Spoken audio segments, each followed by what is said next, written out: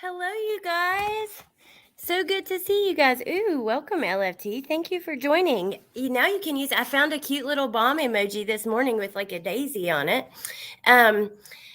For those of you guys in chat who use the emojis, yeah, I hope that you like the little bomb that I made. I couldn't get the Crumb Sleuth and that other one to work. So, anyways, also, let me just say, I have no wrenches right now. So if you guys, I may add them back, some of them in this chat.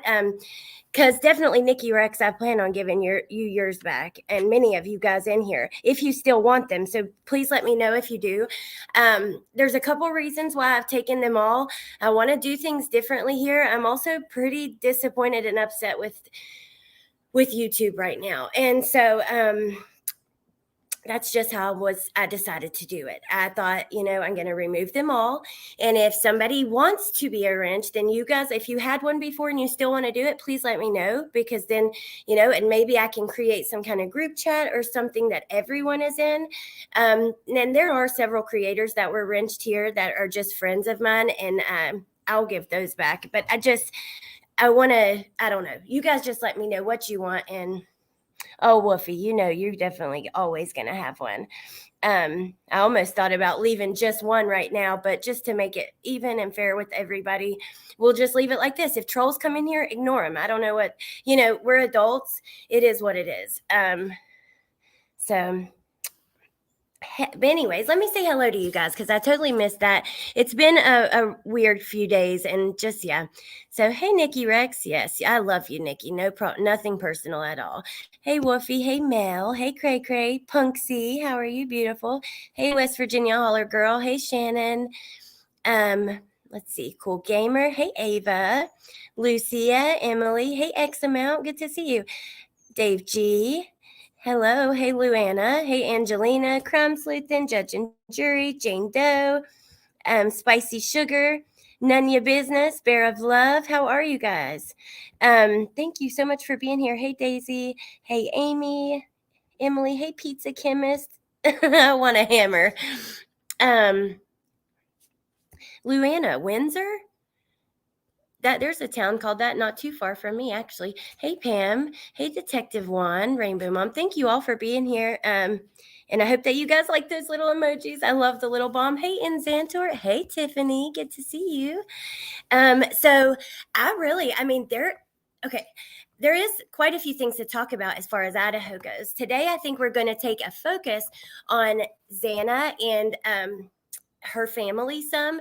I think that, we've heard a lot and talked a lot about Kaylee and stuff. We have this new interview with Zanna's mom. And then we also have some professionals that are giving their opinions that I want to watch. I want to go through this interview. We have to pause, every 30 seconds to a minute or so. But I will not talk over the video. I promise. I just have a lot to say and I get excited. But just for a second, I wanted to show you guys. So I've showed you guys in the past, like Twitter posts from some of her family and things with different fundraisers they've done. But I just love these photos. I love this picture of her and her sister family weekend in Pullman, because, her sister did go to WSU. Her sister did a speech at the memorial. Hey, Sabrina. Hey, David Four. A lot of snow. Oh, goodness. Well, stay safe. Stay inside and keep warm. Hey, Fiddle Dee. With the chair. Crumb Sleuthin. Yeah, I could think of a few people who may need that. Hey, Adam. Yeah, beautiful girl. They do look like their mom. Okay, and I just want you guys, I don't know. It's going to be tough with this upcoming thing. But before we get into some of the videos, I found this and I think it's so interesting. This takes us all the way back to the Mad Greek stuff. So I got to read this to you. This was a comment that they replied to. The person is basically saying, you know,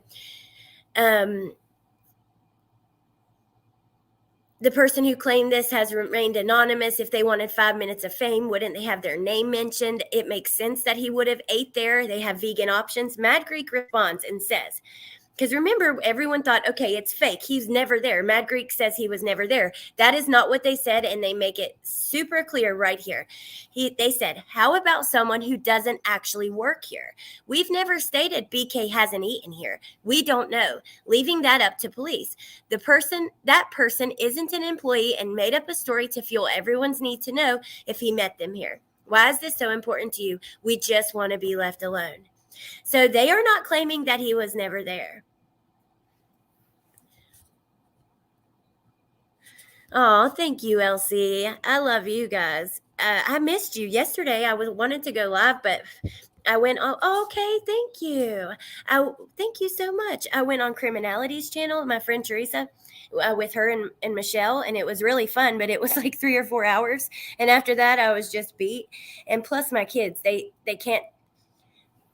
Me going live once a day for a couple hours, if they're here, it's like the biggest deal in the world to them. So I definitely couldn't do it.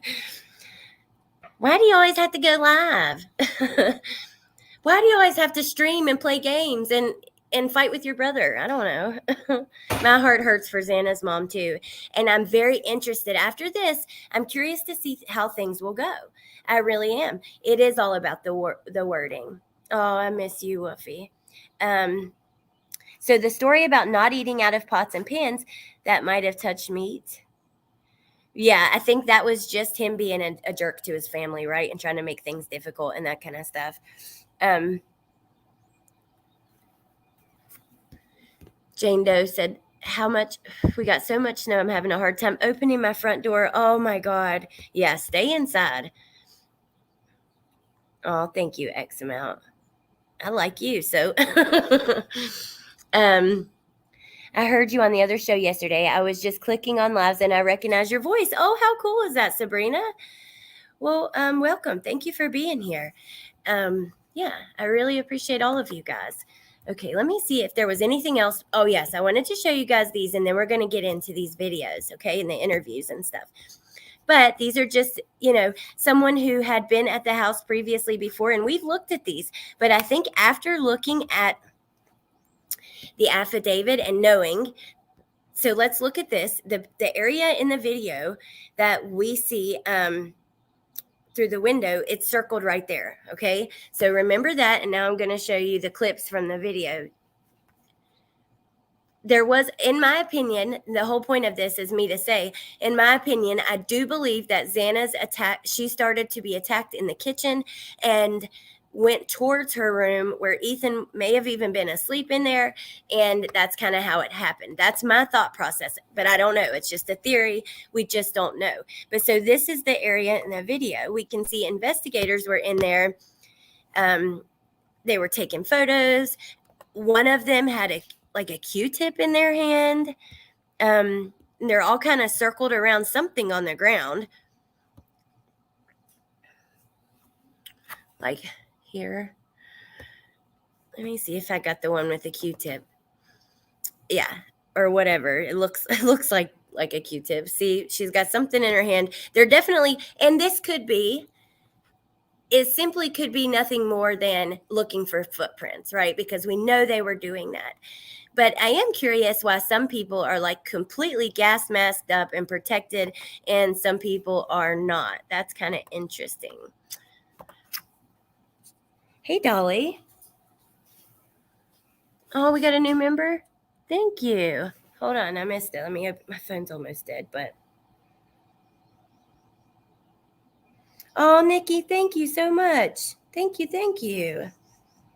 And if you are a member, oh, it was Tiffany. Yes. That is so exciting. Which if it was any of you, some of you guys are in here all the time, and I love you. Great, I love you guys. That is so exciting.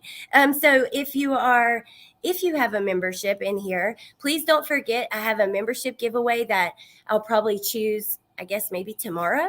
I'll give it one more day if you want to enter. It's on the membership like community page. Hey, Tree Baby Tennessee. You have a pic of one holding a bloody swab. Oh, okay. Just got my Medusa tattoo, so won't be typing much. Ooh, I need to get some tattoos fixed, actually. But thank you, guys. Thank you so much, Nikki. Again, that was really sweet. And yay, I'm excited that Tiffany got it. Okay, so let's go ahead, and I do have an article that kind of talks about who Zanna is and that kind of stuff. But I think before we go to that, let's go ahead and watch these videos. To me, we're going to go with the one that I think gives us the most to talk about first regarding the case. Hey, it's Dana from StreamYard. I'm so excited to announce that there have been And, I like Ashley Banfield, but I have to say, some of this just feels a little bit cruel. I can't help it, but I'm sorry, Woofy. I know you love Ashley, but conflicts of interest with attorneys for far less than this. I mean, let me give you an example. If you think that perhaps some point you want to divorce your spouse and you have a conversation with a couple of lawyers, your spouse can no longer retain any of those lawyers just because you had a conversation. So this woman, Kara Northington, whose daughter was violently murdered in Idaho, one of the Idaho 4, those 4 students killed in Moscow at the University of Idaho. She is now facing the reality that the person she trusted most with 4 of her cases is now representing her daughter's accused killer. Here's that conversation. So, Kara, what was your first reaction when you learned that your former attorney is representing the man accused of killing your daughter? I'm heartbroken. Okay, so I have to pause for fair use. I really want to hear this and then talk about it because I want to know what you guys think this means for the case, right? Because this could be, number one, it could push it back some. It could be a big deal. I could see it not going so well in court. But I'm going to go back about 10 seconds and then play it from there.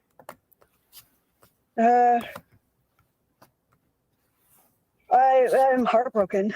I'm heartbroken because I trusted her. She pretended that she was wanting to help me, and to find that out that she's representing him, I can't even convey how betrayed I feel. Okay, so that's kind of surprising. She took their interactions very personal. She said she wanted to help me. I know that her mom is currently kind of escaping from a warrant and a charge that she has. I don't know. I don't know how I feel about this. Let's see. Corey, it did. That's true. And me too, Jane Doe. And I think it's probably has to do with her, her lifestyle. Ooh, thank you, LFT. I think this is being spawned into something that it isn't. I think there is a problem perhaps with the public defender system in Idaho, but not a problem with the character or ethics of this defender. Well, that's the thing. That's why I wanted to talk about it, because it's like she's taking it very personal, but it is her job, So I don't know. Before this interview, I thought it wasn't a big deal. But now, after seeing that whole thing, Ann Taylor needs to get off the case. Yeah, I'm with you. Teresa kind of had me convinced that this was not going to make a difference. After seeing the interview, I don't know that I 100% still feel that way. But I don't know. We're going to talk through it. More people talking about misrepresentation than the case, kind of like already assuming something bad is going to happen. That's true, but I think people have to be aware of any choice that could overturn a conviction, you know? I did see that Crime Sleuth, and I watched it last night, and yes, that's the part that makes me think that's gonna make it's gonna change things quite a lot. AT can't come out and defend herself, though. She can't explain her side because of the gag order. Well, I believe that she's going to have the opportunity to do that in court. Hey, Mrs. Italy, yes, that's Zanna's mom. Okay, let's keep playing. I had a chance to speak with her about this. No, I haven't spoken with her. I found out through a friend who found it on Reddit. You found out through a friend through social media. You weren't notified by Ann Taylor, your attorney, herself? Right now. And have you Okay, now that is a big deal, right? You find out on Reddit. That's actually just heartbreaking, devastating. It's just complete garbage. However, we have to keep in mind her lifestyle.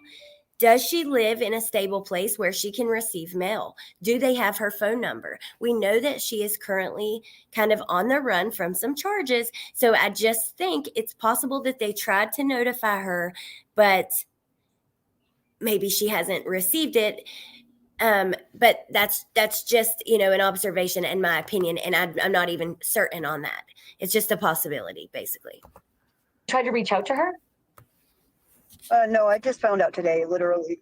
So, yeah. So, gentlemen, any thoughts? It's so incredible that there is this connection. Are you going to try to fight this at all? Well, yeah, absolutely. Yes. Because as I understand it, Hey, big this boy. would require a waiver, something that you sign and that he would sign in order for her to go ahead and be able to do this legitimately. I can imagine the way your reaction is that you are not interested in signing a waiver to allow her to continue on. Right, exactly. And I'd already given her power of attorney. Okay, so wait just a minute here, because I want to. Whoa. Number one, she's not going to sign the waiver. How's that going to play out? I don't know. Number two, power of attorney. She goes on to say that she does this because she was going to help her get into rehab and stuff. We know that her charges are drug charges and she has a past, okay, which is fine. We all have things in our past that aren't so pretty. But power of attorney? Mark Milligan says, from my experience, if this was any issue with the case, the judge would have already addressed it and may have. Oh, okay, interesting. And you guys, Mark is retired law enforcement, so he would have a better idea than us, but maybe she has addressed it. Maybe, I don't know.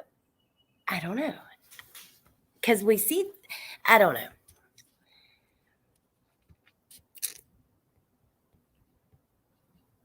We can kind of see the motions that they filed. Maybe they've talked about it and it's not like officially on the record.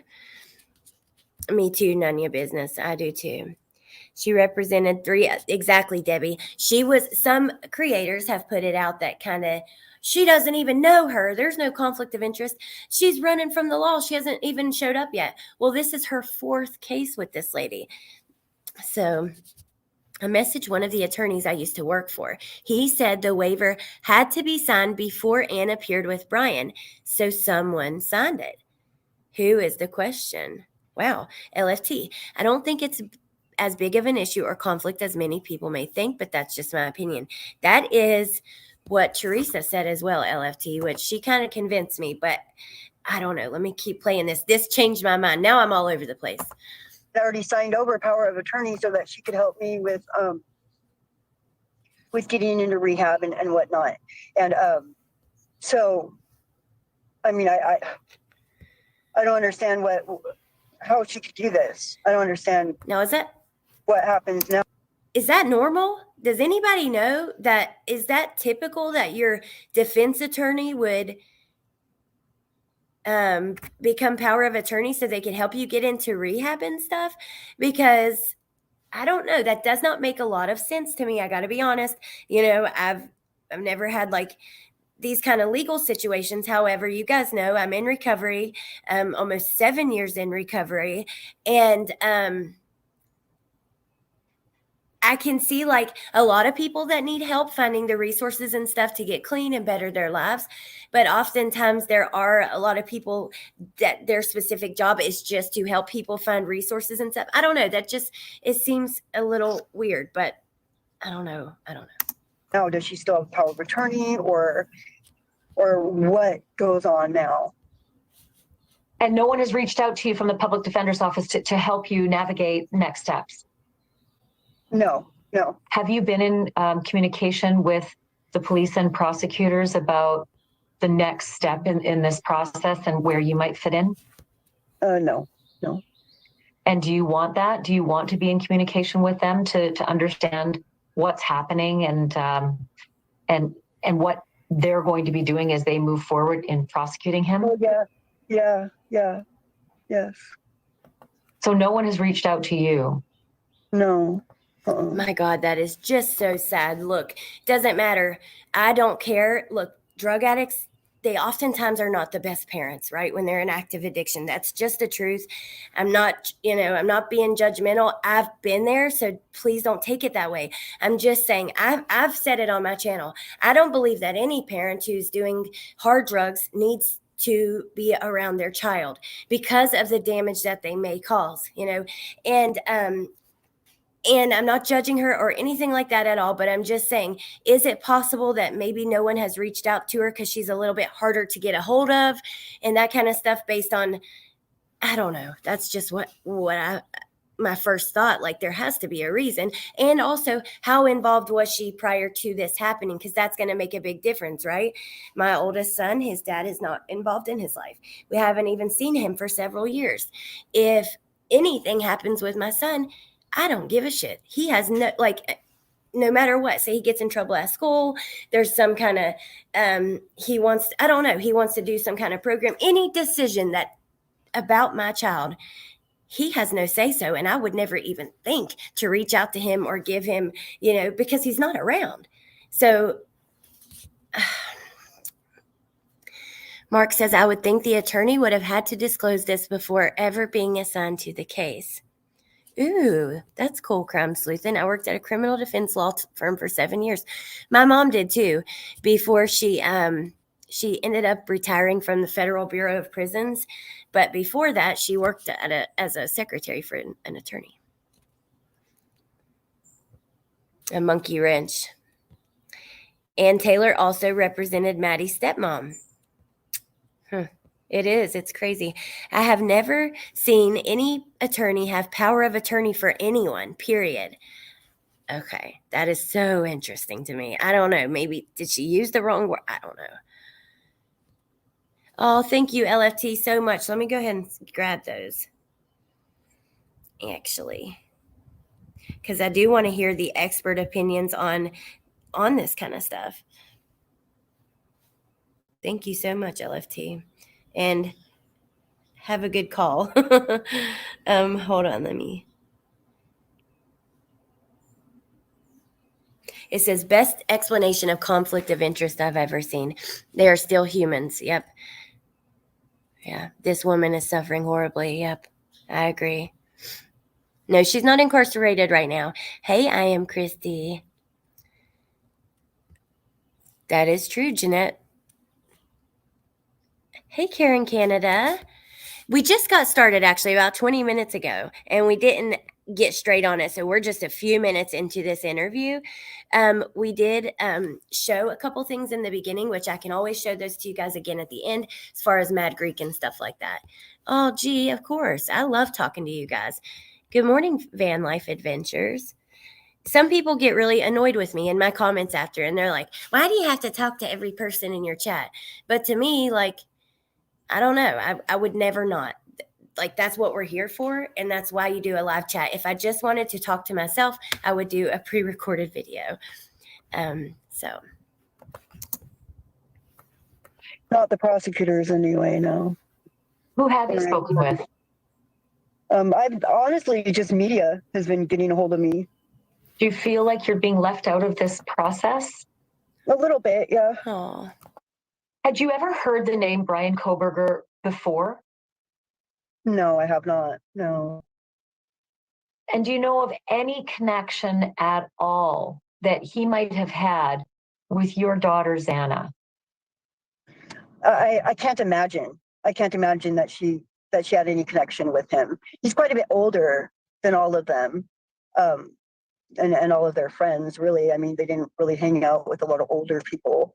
So I don't know if they knew him, or I mean, they could have, because he did attend school at WSU, which is another thing. My oldest daughter Jasmine attends school at WSU.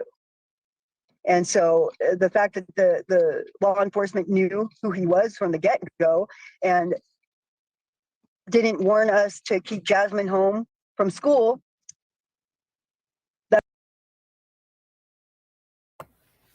well, I mean, they didn't know who he was from the get-go, but I do understand her pain, because you're like, wait a minute, she was at school with this monster the whole time, and Brian likely could have researched all the victims, knew where their family were, and that kind of stuff.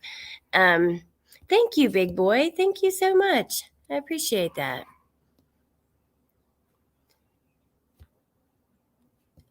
What is Zanna's sister's name? Now it's off my head, and we were just talking about her. Jasmine. Yes, Jasmine. Oh, thank you, Crime Sleuth, and that's really sweet, and I appreciate that a lot. I love you guys. Why hasn't she called Jasmine to check how she's doing? I don't know. Let's keep listening, though. That just I'm just beside myself. And Jasmine was at WSU for the whole 7-week period. Yes. From the murders to the arrest. She was there the whole time. Yes. What's her reaction to this been? I haven't spoken with her about it yet, but I mean, I can only imagine. She was adamant about going to school. She wasn't going to let this keep her from going to school. But I think it would have been different had she known that Zanna's killer was going to school with her. From what you know, no connection that you know of anyway between Koberger and Zanna. Do you think it's possible that he may have connected with Zanna and Maddie through the Mad Greek restaurant where they worked? That is a possibility. I mean, I'm sure they connected with a lot of people that way, and that could very well be how they connected with him. Thank you for watching. Go to News Nation.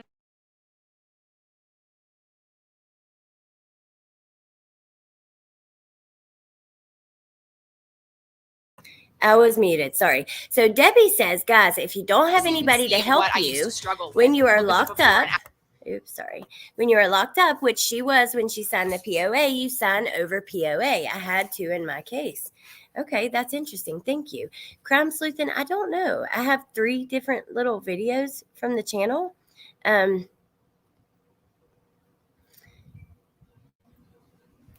If BK was working as security for football games or other college campus events, he probably saw them and was drawn to their energetic personalities. Well, this was something that, Teresa and I talked about yesterday. Why them? And Michelle too, but I don't think she was on there yet. Thank you so much. Why did he choose them? That is just a question that I've driven myself crazy about, because we don't know, right? And we're not going to know for certain. But and that is, I have to agree with you, Cowboy. I mean, a lot of times in active addiction, it is hard, you can't trust them, and it's just sad. I don't know. The one where she talked about her TikToks. Yes, I did. Let's keep going with this one. I might be in this one. After photos, I swear by Vegamore. I love Vegamore. Maybe not. I don't know. What about just the details? That there's so many missing details, so much mystery still surrounding what happened, in that house. Right. And the 2 surviving roommates. Have you had a chance at all to speak with the 2 surviving roommates about what they witnessed, at least in the middle of the night and the next morning? No, I haven't got to speak with them at all. So yeah, there is a lot of questions. What about the other family members of the other kids? Have you had a chance to talk to them? No. No. Is that This is sad. She's just completely out of the loop. It's really heartbreaking. I am honestly a little bit shocked that the interview even took place, but people wanted to hear from her after this attorney stuff came out, and I can understand that. Like to pursue? Yeah, maybe. Yeah, I haven't yet. I mean, I wouldn't mind speaking with them. How are you managing?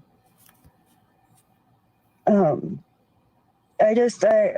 have my friends around me, and honestly, I watch a lot of Xana's TikTok videos, and that helps. But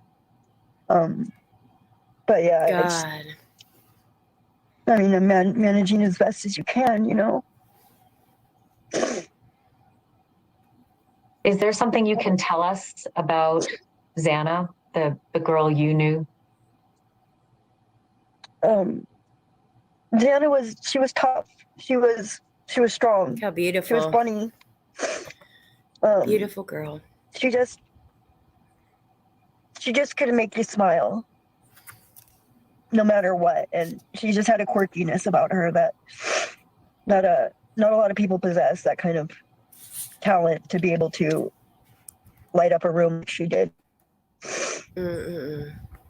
I feel like I see that in her social media. I didn't have the luxury of meeting Zanna, but I feel like just looking at her social media, there's such a carefree spirit, and she definitely looks like she had a real tinge of being the comedian, in the room. Hey, ATS. By the way, my wrenches are just temporarily gone, and yours is obvious. Of course, not gone, but I just wanted you to know, since you just came in, everybody's are gone right now. And then Mark Milligan says, my question would be, is she getting paid by News Nation? I am also curious about that. Now, I don't know if they pay for their interviews. I do know this, though. The Daily Mail and some of these like tabloidish news definitely do. So I would be curious to know that as well. I don't know. I still have mine. Sons. Even if she's getting paid whatever the reason, she is her mom, and she is hurting as well. I agree with you. I do. But I still would like to know, just because, and I've always thought about this. There was actually a case I was covering not long ago, and I'm still going to cover it, just hasn't been to court yet, right? And I've wondered why it hasn't gotten this kind of attention. So it's a case that's sort of local to me, and me and Incognito Gypsy and LFT actually drove down there in person. So it's the case of Lyric and Devin, Lyric Woods and Devin Clark. These are two high school kids that were killed by another kid. He's being charged as an adult, but there's really not a lot of coverage, on it. But I was talking to a person who knew the killer on Instagram, just asking a couple questions, and he puts it in vanish mode so I can't screenshot it or anything. And he says, I'll tell you anything you ask if you cash at me. And I really had to think about it, because I thought, I'll pay for the interview. And then, I had to talk to my friends who were like, no, Alex, you can't, because then you can't trust what he says. And, so there's a whole nother side of all of that. But it is interesting. So Amber says, people were saying the interview was cringe. I didn't think so. So all she says in it, Amber, she says that we've seen so far, she was very heartbroken knowing that her attorney was working for Brian. She thought she trusted her. She thought she wanted to help her. Her attorney was her power of attorney, who was supposed to help her get into rehab, is what she said. She said she hasn't talked to anybody, none of the families, even her own family. I think it's been a while since she's talked to anybody except for media. And now she's just talking about Zanna, like watching her TikTok and things like that. Did I catch her right? Did I describe her right? Yeah, exactly. Yeah. I think you can see from her TikToks, you know, just how funny she was and how carefree and just funny. She was funny. Are you going to be okay moving through this process? It could take years in order to see justice finally arrive. Are you going to be all right? Yeah, I think I will be. I mean, I hope so. I just got to take it one day at a time, and I don't think I'll ever get over losing one of my children. That will never go away. You know, I don't think that the grief ever gets any better, really. I just think that she would want all of us to live our best life and remember the good things about her. Oh my God, that is just so sad. Mark Milligan says, I feel they are exploiting her addiction, which is so sad. I feel her pain, and either way, she is out of the loop because of her situation. Inside every addict is a great person hiding behind. Oh my God, that is so true, you know, and I don't know. I worry that this is going to, I mean, people die from addiction every day, you guys. Every single day. Another friend of mine just passed away like 2 weeks ago. You know, and it's all the time. So I don't know. The interview was cringy, okay, because Ashley seems insensitive to the fact that Kara was not a part of her kids' lives, and that was for a reason. She needs help via rehab. Hello, mi amor, Michelle. Good to see you. Kara is a human being. She did look a lot like her mom. Not going to change the case whatsoever. Now, that's my question. That's why I wanted to talk about it. And we're going to get into that after this. We're going to listen to some experts. We're going to read some stuff. Let me just finish this last 40 seconds or so.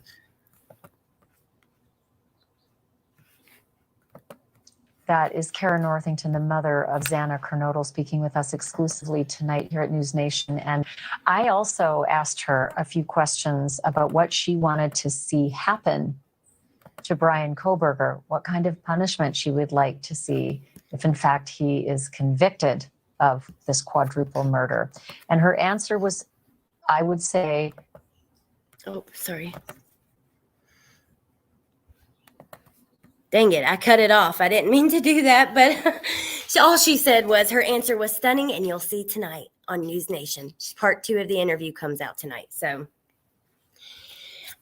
before we get into the experts, I just wanted to show you. So I found this. I was just looking at stuff about Zanna, right? And people were not, you know, the person who wrote this article wasn't even sure who her mom was. Because they don't. So there's Zanna with her sister. Oh, look at them. Oops.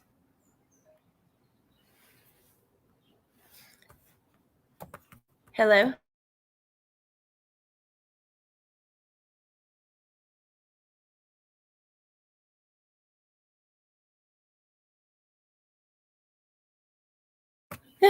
I questioned if I should answer that, but it was my mom. I could not answer it. But anyways, so there she is with her sister Jasmine.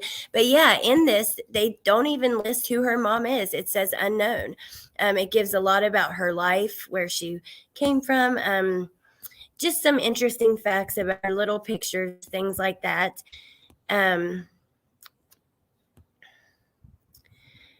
So was completing her education, date of birth. There's her family. With her dad, Jeff, and sister, Jasmine, which we looked at that photo. I showed you guys that in the beginning. Things we found out about her family. She was the younger kid. Her sister, Jasmine, is older. Jasmine is an adult now, dating a handsome boy named Patrick. Other than this, we found a picture of Zanna with her father. She used to visit football grounds with her father to watch matches between their favorite football teams. His name is Jeff. Jeff talked to the media, which he did, but I don't think it was on camera. It was a written interview. And then he talks about the locks, and they talk about that. And it's a quote from Jeff that said, every time you go, you have to go around the house because of the number code. So they either knew that or went around and maybe found the slider open. That is an interesting point. There's Zanna with her sister again. They look so much alike. But yeah, see here, her mother is listed as not known. So I think there's many reasons why she's kind of out of the loop. But yeah, that's not super important, but I still wanted to show that to you guys. Oh, it's on TV? Okay, on your channel. Awesome, Amber. I'll have to watch that. Like, I remember reading about it because he mentions the locks. And does he mention something about her fighting? Something about the fight? But I didn't see it. Thank you. Compassion doesn't mean letting someone do harmful things because they're in pain. Stopping someone from harming themselves or others is, in fact, compassionate. Hey, S. Hockett. Hey, Crumb with K. I'm just conflicted on this whole thing. What was her relationship like with her mom? I haven't had a relationship with my mom in years. My brother hasn't either. But my mom would be the first one on TV. I'm sorry, Holly. That's really sad. Holy cow, cowboy. That's incredible. Congratulations. And no, you're right. That's why I said I have to agree with you. You really can't. I know people, sometimes that stuff sounds offensive, right? But it's just the truth. The same thing as what I said. No person that uses, I'm not talking about weed. I don't even consider that a drug. Any person who is using hard drugs at all, or using drugs at all, doesn't need to have little kids. I don't understand why, people that are doing heroin, doing meth, doing crack, doing pills, it's just not going to be good. You can't. There's no way. You just don't care about life the way that you need to in order to provide those kids with a safe and happy home. You are just way too selfish in the act of addiction. And also, your brain tricks you to thinking that the most important thing is that you get your dope. Hills in the Air. I watch that channel, Uncle Benny, sometimes. Very exploitative, Carrie says. Yeah, very beautiful girls. I've spliced it all up. It's where she says her and Ethan were just hanging out at home. She had bruises from the knife, and she was a tough kid. Oh, I'll definitely check that out. I have already contacted the American Bar Association and wrote letters to Idaho courts as a DV advocate to be a voice for the voiceless. My letters are very gracious, but this is a huge conflict. That's nice of you, Teresa. Hey, Kid Kitty. And as a mom in recovery, it breaks my heart that her mom was not able to get things together before this happened. I know. I agree. I do.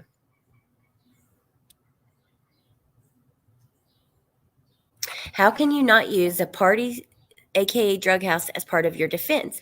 This is where I believe Anne has a problem. She has very intimate knowledge of two victims' mothers' drug charges. That's true. I mean, it's true.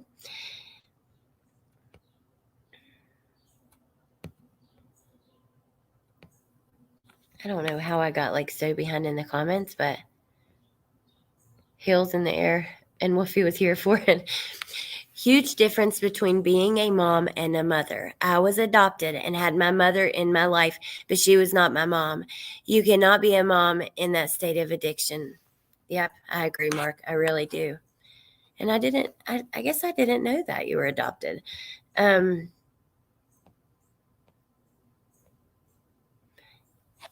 Lady V, Wrench, please will message me, Lady V, because I'm redoing all of that, and I'm open to add new people and get rid of some of the other. I just want to change it up a little bit. So if anybody's interested, please message me about it.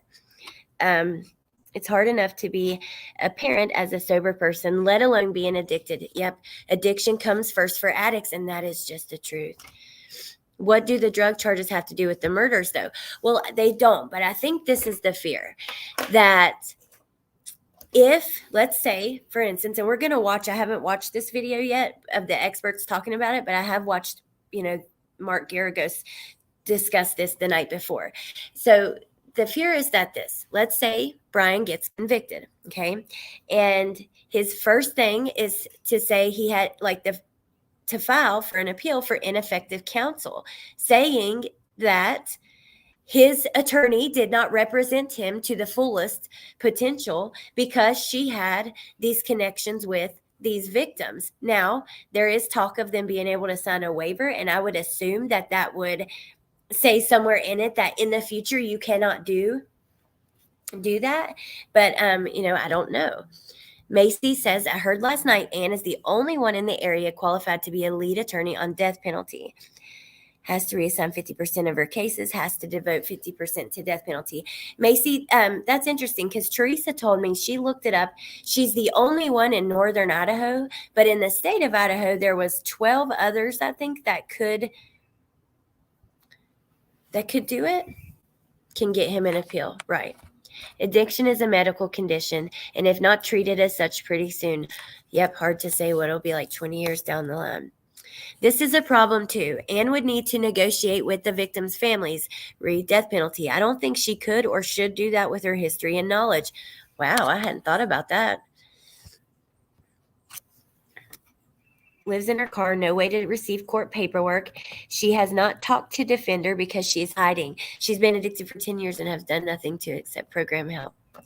Well, and that doesn't mean in the future she won't, and I hope that she does, but I have to agree. It makes sense that she wouldn't be, notified of certain things because she's not in a steady home with a stable address and that kind of stuff. But let's go ahead and listen to this. And pay your employees. If you did, your business might be eligible. I want to ask you, Dave Ehrenberg, about the parent process, because everything I asked her, she felt like she was an island. She felt so alone in all of this. And I just know that's not the way it works. How do you suppose she has slipped through the cracks and has just not been apprised of anything as they have continued through this case? Ashley, prosecutors' offices have victim witness coordinators, and they're supposed to keep the witnesses and the victims, the families, up to date on what's going on. Hold their hand, be part-time therapists. You should never have a situation like this. And, she's being victimized another time. And this is why people hate lawyers, because you think they're on your side and then they switch sides. It's up to the court to make this right. I believe they will do what's right in the end because no one wants a verdict in this case to be overturned on appeal. Okay, now I get it. He says that's why people hate lawyers. You think they're on your side. But then, whatever, they switch teams, whatever. But it is a job. We have to remember this is not a personal friendship. It is a job. You're actually, if it's, your lawyer works for you.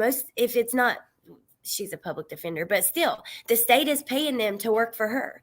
It's no different than if you pay a lawyer, they work, I don't know. It's a job. It's not a personal friendship.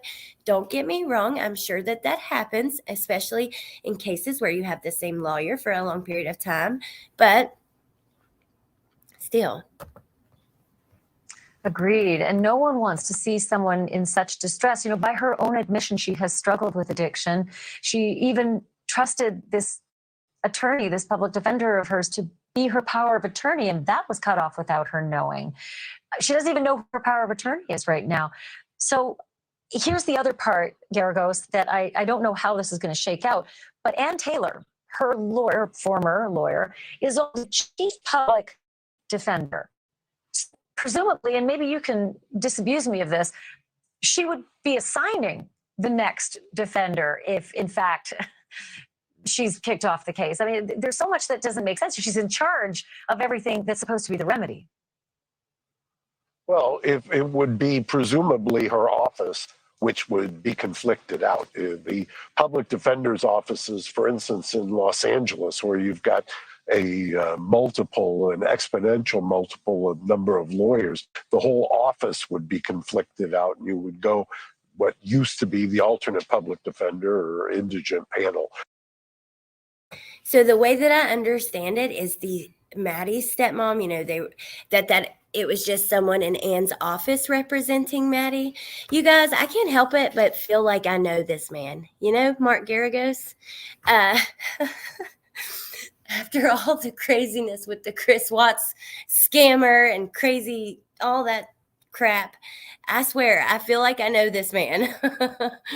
It just cracks me up. But listening to him, okay, Mark, Tell us how it is. Look, I don't want to pile on here, Ashley, but you've got a mother who's gone through one of the worst things. I can't imagine anything like this, but the idea that he's showing no remorse, he's presumed innocent, he hasn't had a probable cause proceeding. Let's let it play out before we start sentencing him to death, and let's let it play out and let's see what happens and what the lawyer has to say. I'm not so to your point. I think you're right. Jump onto the bandwagon yet. Garagos, I said it before. I'm going to say it again. He deserves a fulsome defense as well. And so I think this is twofold, the problem with this public defender. And by the way, I'm going to go on record saying some of the best attorneys in this country are public defenders. I go ballistic when I hear people say, oh, it's a public defender. Hey, Wondering Sub. It's not that great. No, that's not true at all. Some of the greatest defenders in this country are public defenders. Especially in death penalty or capital cases. I mean, there's very few lawyers, private lawyers, that rise to that level. And I have to say, Ann Taylor, she is, just hearing about her and about her work, it is a little bit intimidating. She seems like a pretty good one. As long as we're piling on lawyers here, I'll go back to the question I asked you before. Who's prosecuting this woman? Who's the office that's prosecuting her? Because if it's the same office, then maybe we know why, to Dave's point, why the victim witness coordinator hasn't gotten engaged. Well, I don't think it's the same one. She's in a different area. And this public defender's from Kootenai County, which is not the same as where Moscow is. But like you said, maybe they'll be conflicted out completely. I have to leave it there. But thank you, Mark Garagos. Okay. And thank you, Dave. So now we're going to go look at some stuff on Twitter that LFT sent in the beginning. And then I'm going to show y'all what we had looked at before, which was before I started the stuff from the Mad Greek. Hey, Melissa Jade, by the way, that's what I was just telling them, that the fear is that in the future, he could potentially use it to, and I explained how, like to say, hey, she didn't do the job that she didn't do her best, basically, because she has this relationship with these folks or that kind of thing. So this says, please read this. Great explanation, conflict of interest, best I've seen yet.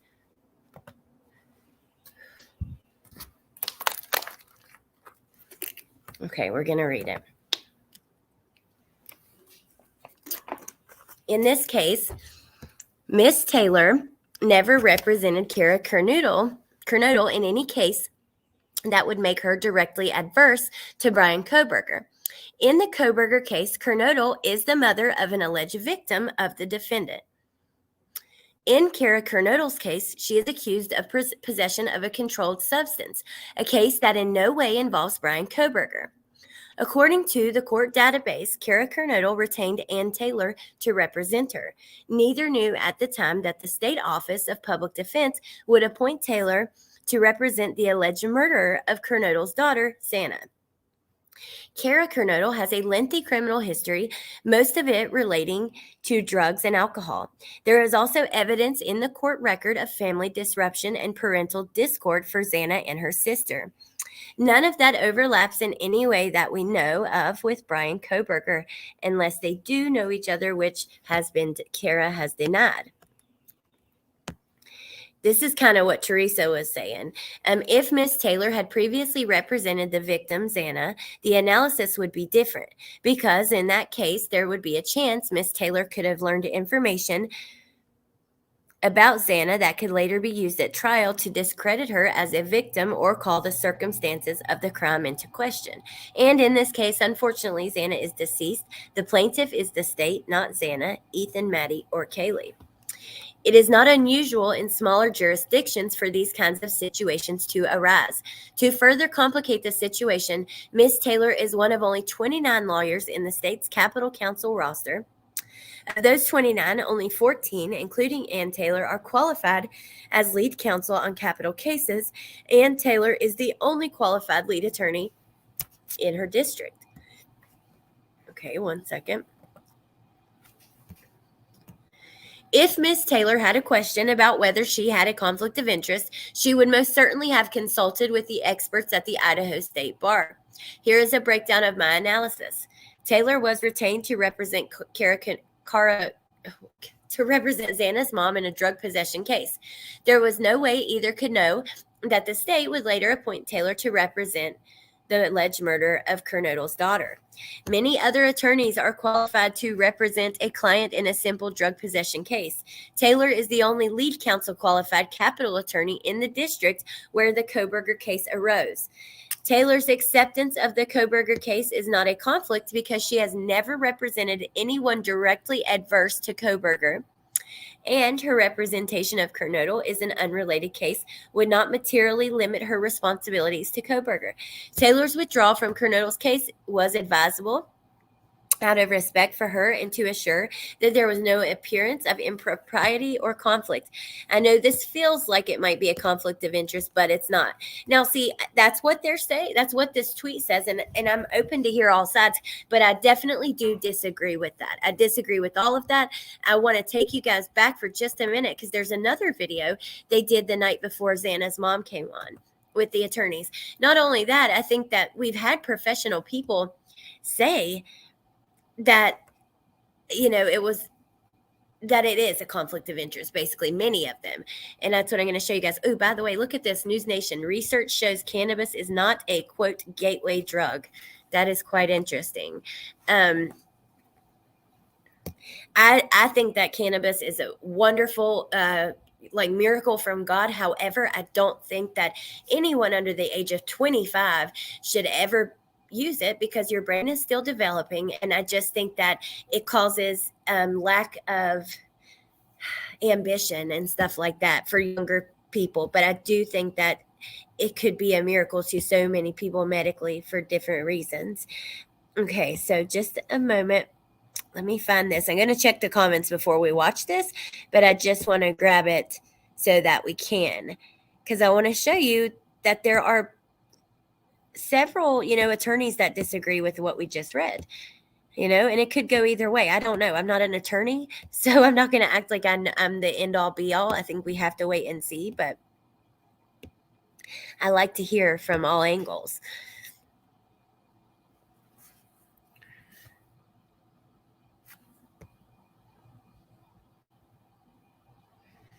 Let's see. Brian Kohberger sought police job. Then where is the daggone video? It was Ashley Banfield. Here it is. Jennifer Coffindaffer was another one. Google might not be the best for everyone. Okay, so we're going to watch this, but let me talk to you guys first, and then, comments. Okay. The fact that WSU law enforcement knew who Brian was from the get-go and didn't warn us to keep Jasmine, my other daughter, home from school, that's a problem. Zanna's mom. Correct. She did say that. The district attorney clearly had an obligation to communicate with Zanna's mother and be upfront about what was going on. She's being sloppy. Hey, Ease. I've never even tried pot, but I bought some for my mom. She had COPD and a ton of pain, and it helped her. I did the same thing for my mom during her treatment for cancer. She couldn't eat, and she was really sick. Clary, I don't think so, but I would love to hear that. Hey, Criminality, good to see you. Today's wild chat. We don't have riches in here right now. I'm giving them back to most people. There's a couple that I will not be giving back. And also there's a few people who don't even come in here that have wrenches. So I'm curious if they even want them. Pizza Chemist. I'm not saying this is bad. No one would know who Miss Taylor is if she was not on the Zanna case. She could have recused herself even if it is not a conflict of interest. Optics matter. Mel. Yes, I agree totally. So Teresa, we're having the argument from yesterday, kind of, which I was telling them your stance was that it's not really a conflict of interest. And I just read out a bunch of stuff on that side of it. But now we're going to watch this. I did too, Amber. I like this too. And then we will discuss it a little bit more. Okay. This case. Jennifer Coffindaffer, you flagged this. So You my didn't get fired, understanding is Nitty. that the No woman, way. the female Never. attorney representing the accused in the Idaho murder case, also represented the mother of one of the victims? That's exactly right. The mother of Zanna Kernodle on drug charges, clear back in November, and actually on 4 total cases over quite a span of time.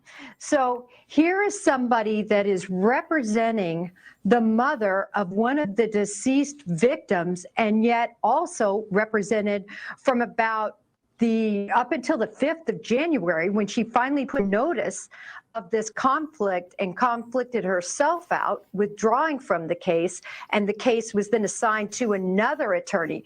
This is something, Chris, in 28 years of federal law enforcement, I've never seen. That's a big statement. When she said that, I was like, damn, you've never seen something like this? Now, I believe Chris Cuomo is an attorney as well.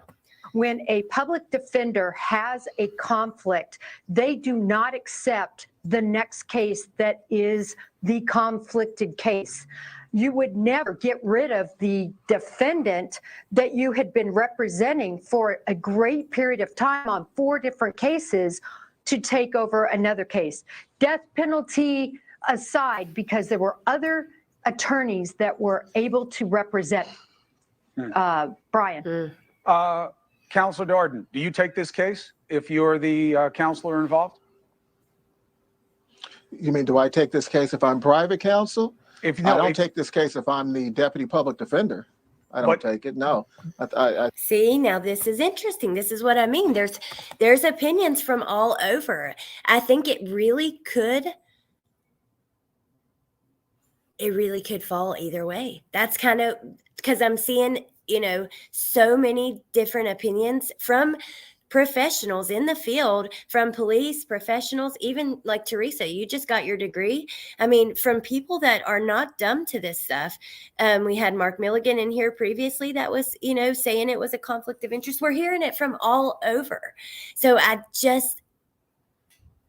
here we go. Look, I just mentioned you and then your comment. As a former narcotics officer, Alex, you are absolutely correct. It's not a gateway drug. The gateway drugs are issued by doctors to our children, Adderall being the primary gateway drug. Yes, Mark. Oh my gosh, exactly. The doctors, big pharma is something, that's a whole nother conversation. I could really go, I can't stand big pharma. I can't stand the way that, even the EpiPen. Oh, you guys. That's a whole nother conversation, but very interesting one. My 4-year-old is playing hairdressers. I'm going to look fabulous. Alcohol is a gateway drug, in my opinion. I agree. And it's legal. It's crazy. I agree. I think she made a personal choice because of what it means to her career. Alcohol is a gateway drug, and this is why. Because they even tell you in recovery, like, if you're not an alcoholic, they still say it's best not to drink because it lowers your inhibitions. So you're likely to do things that you wouldn't usually do, when you're drinking. And that's just the truth. But okay, let's keep listening here for a moment. So he says he wouldn't take the case, the man on the right, just to catch up to where we were. I think there's a conflict. It's clear. She should not have been on the case in the first place. How'd she get this far, you think? Perhaps it's an oversight. Public defenders in this country are overworked and overwhelmed. She may not have realized that there was a conflict at first. And then when she withdrew from the other cases, not this one, is that the right move? Or should she have stuck, as Jennifer is suggesting, with the cases she's been on the longest and not the new one that she's barely into? It's the new one where there's a conflict, and it's the new one that she should have conflicted off. She should not be representing him. She should continue to represent the mother that she has represented her office. This is so interesting. And I think it takes on a whole new, the fact that she was not only her attorney, but is also maybe even still currently her power of attorney. I think that makes things a little bit, I don't know, that makes things even more murky. You know, the water is getting more murky. She's taking it because it's a huge case, right, Jordan? And she is the only one in her district that's death penalty qualified to lead defense counsel. There are others that can be on the team, but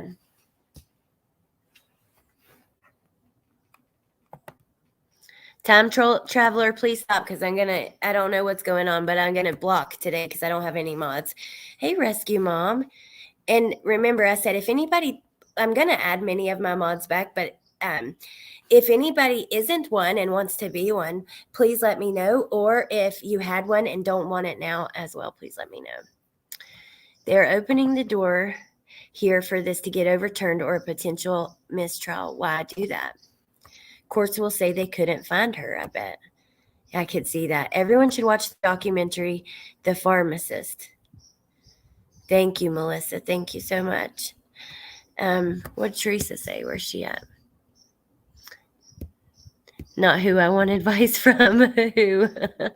Mark Garagos or... Okay, let's keep playing. Alcohol is bliss in a bottle. Come on now. Until the next day when you wake up and you're sick in bed and you're more nervous and shaking even worse than you were before. Okay. Is represented on 3 or 4 occasions prior. It makes no sense to conflict on those and keep this case. Well, it makes plenty of sense in terms of profile and the amount of attention and the stakes. We hope that's not what the decision was about. But Counselor Garagos, how does this play in to defense strategy? Is this just a procedural hiccup and now he has to get a new lawyer and it's just a delay? What does it mean? What's the net effect? Well, I think what will happen is, my guess is what will happen is that there'll be a hearing, and the hearing will be whether or not first of all, you're going to have a knowing waiver by both the mother who was represented and by the current client, Brian. If there is not a knowing waiver, both of them do not waive the conflict, because presumably the mother is going to be called as a witness.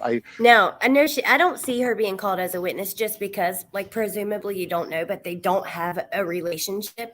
There's, but the waiver is an interesting conversation, because if they both waiver, like if he would sign something that says, if I get convicted, I will not try to use this to get it overturned, then fine. But her mom said she wouldn't sign a waiver.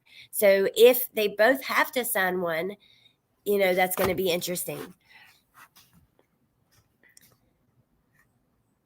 Okay, let's keep listening.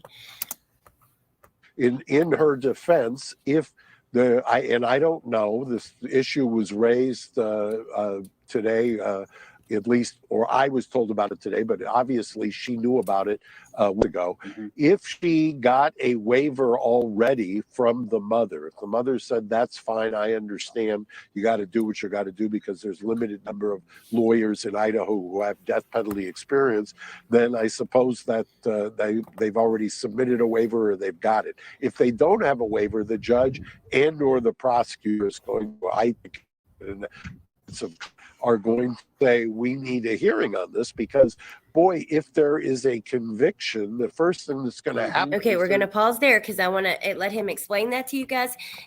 But let me say, Amy, that's a really good question that I don't have the answer to. I know that no, because prosecutors will, it don't matter. They'll go after every single family member. It's the state. So no, but I'm not sure why, because that is interesting. Like,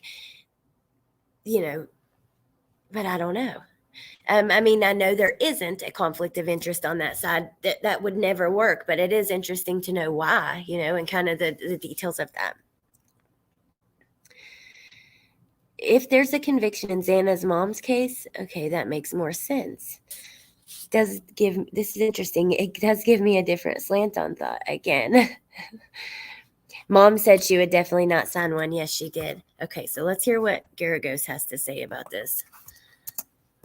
There's going to be I think, in an abundance of caution, are going to say we need a hearing on this because, boy, if there is a conviction, the first thing that's going to happen is there's going to be a 2255 for IAC, ineffective assistance of counsel, and this is going to be one of the many instances of ineffective assistance, that there was a conflict that, by the way, I can also predict what they will say if there's a conviction. They're going to say, well, you represented her on a drug case. There's been rumors on the internet about this house being connected, where the murder scene was connected to drugs and raging parties. You didn't go down that road because you were conflicted because of your previous representation. Yeah. Blah, blah, blah. You did. So that's just basically an example of how it could go, which is really interesting. I've heard so many people come in with the theory that this is a drug house, that he was there buying drugs. Even someone in chat just now said, is it possible he went there to get drugs and then he got angry and blah, blah, blah. I don't think so. The most drugs that these kids did was drinking or maybe smoking some pot or like Adderall, something like that. Now, some of them have some past that are kind of interesting and I'm curious about, but I know that, like many people have said, this was a trap house, and I've said it before, but let me say it again. This is not a trap house. This is nothing what a trap house. Trap house does not have beautiful women inside like that are going to school and about to graduate college, that are purchasing Land Rovers. Trap houses don't have, the good vibe signs and all the lights. And yes, it was messy in the kitchen, but just let me tell you that this is nothing at all what a trap house looks like. It's not a trap house. It's not. Thank you, Punksy. Thank you so much. In the DA's office, there are hundreds of DA assistants who handle small stuff like drugs. The DA never even hears of them. The senior DA assist and DA handle the big cases. No prior contacts, no conflicts. That makes sense. What did Teresa say? I don't believe it is a conflict, but do think a judge should have a hearing to have clarity on record. I agree. I bet you it happens soon, too. I'll be really interested to see. Yeah, trap house. The trap houses that I've been at don't look nothing like this, like at all.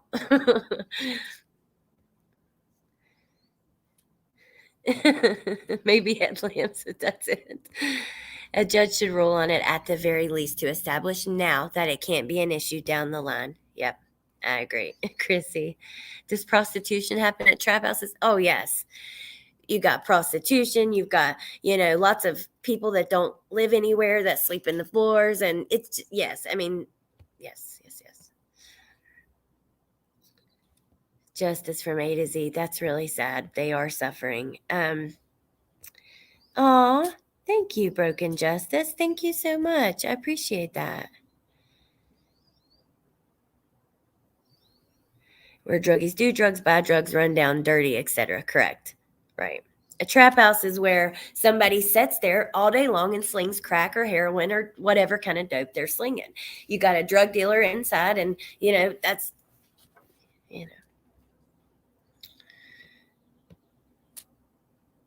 My son lived in one. They're terrifying to see. Hey, Crime Sleuthin', I did not know that about your son. Thank you for sharing that in the chat earlier. It's really interesting, and I love to hear from people. Like, I've been meaning to do this addiction series it's going to be, because I have one already with like 4 episodes, but I've been meaning to do like a part 2, which is all about the family dynamic and how it affects the family, because it's a disease that affects the whole family. Not only that, I personally feel it affects the family sometimes more than the addict themselves, because the family is not all messed up and they have to actually, cope with and understand and suffer with the consequences of reality when the addict does not.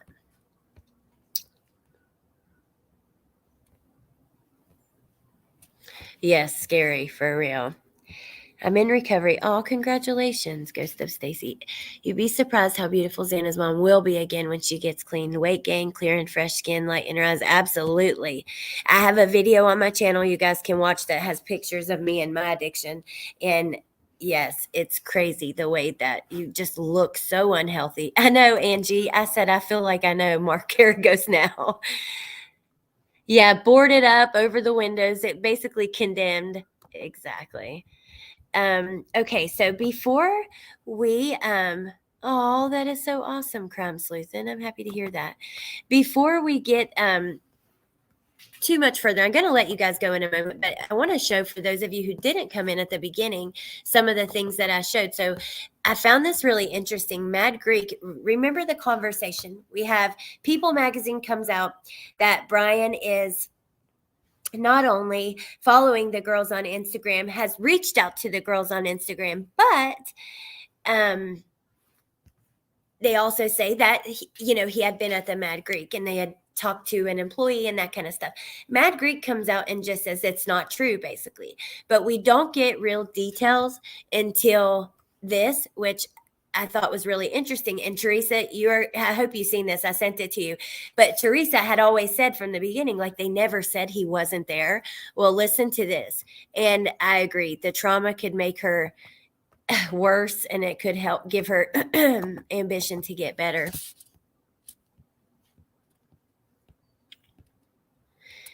Alex, I would love to see you do that. It's unreal what it does to families. Yeah, I need to do it. I need to just go ahead and buckle down and just do it, because I've been talking about it. But okay, let's see. And thank you guys. Thank you all for being here and talking about this stuff with me. So the person comments to the Mad Greek or whatever and says, this person, they're like, the person who claimed this is anonymous. Obviously, they don't want 5 minutes of fame. Frankly, given that the Mad Greek has vegetarian or vegan options, and the fact that the suspect is vegan, was living in an area with limited options, it would not be out of the ordinary for him to have dined there. Mad Greek responds and says, how about someone who doesn't actually work here? We've never stated he hasn't eaten here. We don't know. Leaving that to police. That person isn't an employee and made up a story to fuel everyone's need to know if he met them here. Why is this so important to you? We just want to be left alone. So there we go. That tells us, number one, he could have met them there. They were not saying he hadn't been there. And they did just want to be left alone, which I felt that from their first comment. Me too. I hope she gets angry and uses that as well. I'd love to be part of that. That'd be awesome. I'm raising my grands over the parents being addicts oh my God, I would love that, because I have someone whose mom passed away from addiction, someone whose fiance passed away from addiction. I have someone whose son who said they wanted to do it, whose son was an addict, but he got clean and then passed away in a crash after. But she has a lot of experience as far as, the rehab process and all of that with him. And then maybe there was, Teresa, about like being an aunt and a sister to addicts and Crime Sleuthin'. If you want to do one of the episodes with me, I would absolutely love that. Hey, Search and Rescue Canine Mom. I love anybody who wants to speak out about it. Let me know.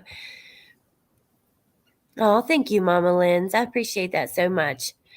Yep, that answers that. So, very interesting. Love you, Michelle. Have a good day at work.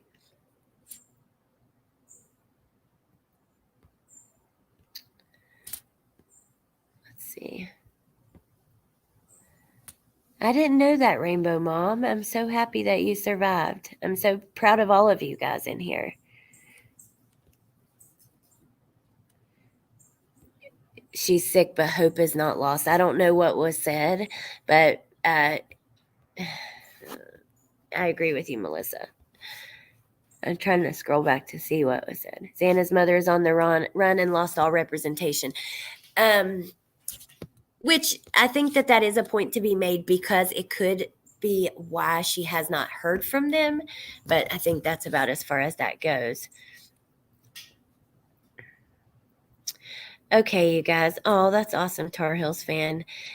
Being a slave to it's absolute slavery, especially when you're a slave to big pharma, which happened, where I'm from in West Virginia. Like they have the makers of OxyContin admitted that they experimented on that area basically to the point where the state of West Virginia, like the mayor of Huntington, has sued the makers of OxyContin and got a huge settlement. Yeah, so I know what you mean, Rainbow Mom. No, Karen Canada, I'm not on Discord, but my email. Hold on. Exactly, Melissa. I do agree with you. Okay, let me put my email in the chat, and then I'm gonna let you guys go. I'm gonna sit here and talk to y'all as you go, and smoke a cigarette. But thank you guys all for being here. I'm glad that we could talk about this. I think that I don't know. We're gonna have to wait and see what happens. Hey Shay, in court, so. My brother Mike died from overdose of OxyContin. I'm so sorry, Debbie. I am so sorry. Hey Tess, I love you too. I have no wrenches in here, you guys. I'm adding them back, but I need to change some things. Adderall is synthetic methamphetamine. We give to kids for ADHD, then at 15 take it away. Then they go to meth. So sad. My dad always told me that. And some people, I guess it works for, and I'm not doubting that. And I know some people won't abuse their medication, right? But some people do. My brother was prescribed Ritalin as a kid, and he's my half brother. So he was only with us like on the holidays and stuff and in the summer until he went to school. He lived with us 1 year, like going to school there. But my dad would not give him the medication. He was like, no, I'm not giving him that. It's addictive. It's not good for him. There are better options because and that's just the facts that it is synthetic methamphetamine. It is an amphetamine. If you take Adderall, you will fail a drug test for amphetamines. That's not, so it's just a fact. Oh, rescue mom. I could totally see. Oh, thank you, Pizza Chemist. I could totally see that. I want to see it because Big Pharma really makes me mad. Aw. Yay. I'm so glad you love it, Melissa. Actually, I'm going to be posting a bunch of tie-dyes that I had pulled out that hadn't sold yet because I've got some hoodies coming in I'm going to do. So I thought maybe we'll post the shirts before I get the hoodies done. Oxycodone, synthetic heroin. It absolutely is. It really is. All right. I love you guys. I hope you have a great day. I hope you guys have a great day. I'll keep you posted on anything that happens. I hope that I can find some other cases that we can discuss. It's just been really hard for me to get my brain out of Idaho. It's so hard. But there are some big court cases coming up. I mean, we have the Orrin and Orson West, or Classic and Sincere. I know some people like to call them by their original names. Gannon, we have Tristan Bailey, Lori Vallow. There's just a lot of big stuff happening. So there's going to be lots to talk about. But I've interviewed hundreds of addicts, and 90% say that is where the addiction started. Wow. That is just crazy. I believe it, but it's crazy. I want a blue alien one. I have one alien one left, I think, but it's multicolored. But I'll try to find you one in the store, another one, because Nay got one and she loves it. She's like, it's so soft. I sleep in it every night. Okay. I love you guys. I hope you have a great day. I will see you later this evening. And many of my wrenches will be coming back. Like I said, if anybody wants to wrench who doesn't have one, please let me know.